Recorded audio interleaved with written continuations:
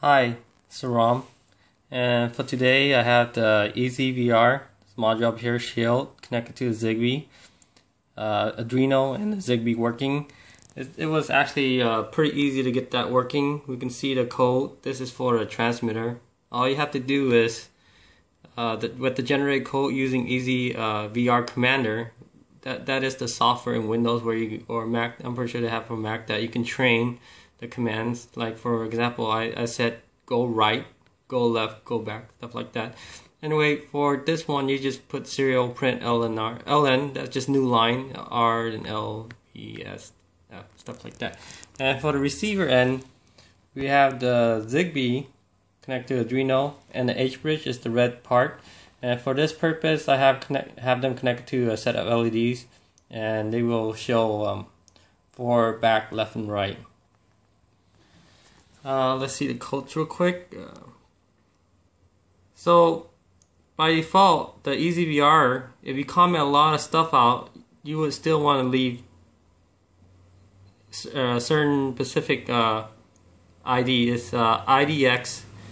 It's this thing over here. Find it somewhere up there. It says print IDX, whatever it is. And when by default it'll start saying say something in group 0. That is the trigger. Group 0 is actually the trigger. And so for my case, I put case 0. It just says robot to start. That's the default trigger. It says robot.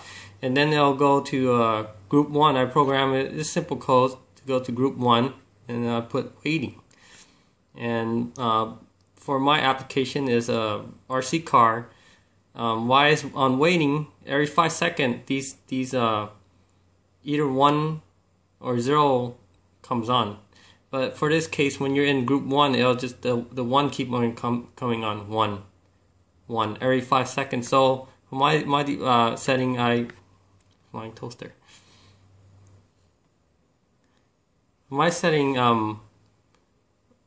I have for 1, I'm gonna make it stop because this is a voice control RC car. So when I say go 4, it'll go 4 for.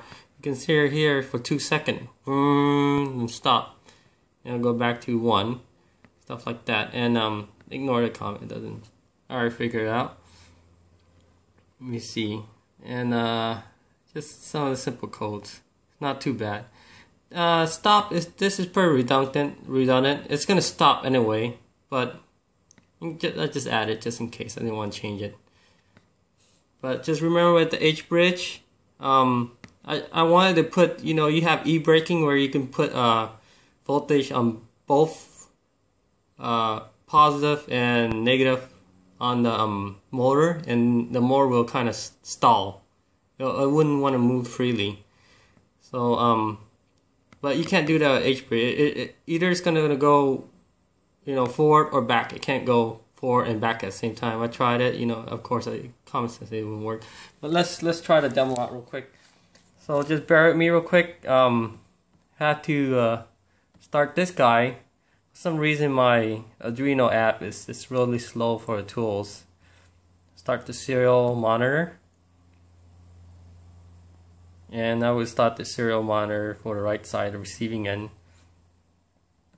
See, you can see the 0. Usually it would just say something in group 0. That is the trigger. But I just wanted the ID, because I'm using the ID for the receiver. When it says 0, you'll see the receiver is gonna say robot to start. See, remember I had the 0 somewhere up here. There we go.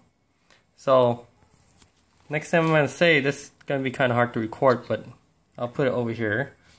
I'm talking the mic right over here, and I'm gonna say the trigger word, robot. See, so I switched to 1 on the left side, and now my thing will say waiting. So every 5 seconds the 1 comes up, and like I said, I had 1 set for all 4 back, right, and left on 0, so nothing moves. Let's try a command. This is really hard. It's hard to train, and sometimes it's hard to get it right. You have to be pretty much quiet. Let's move this. Put this a little farther away. I'll move the unit next to myself. Move it. Okay. Go forward. So see, it received the command. I don't know if you guys seen the light. Go forward. Go forward. The light come on? It did. Okay, go right. Go right. There you go. Oh, but didn't come. It sent the command, but the receiving end didn't receive it. Go right.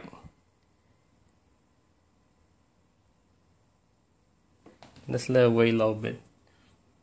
But pretty much, let's try again. Stop. Stop. See, we got the command. There's no LED.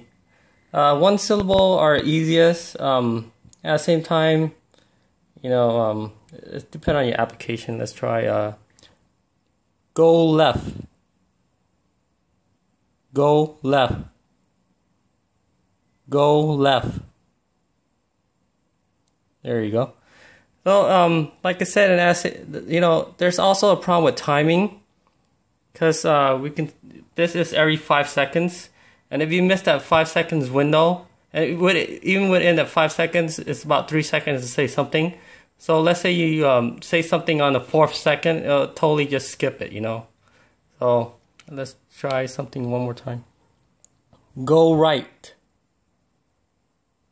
Go right. There you go. So, and also at the same time, my tip is to don't put the mic close to your mouth, because you'll get a muffling sound. How far you record it on the EasyVR, let's say about half a foot or quarter of a foot, that's how far you should talk to a mic.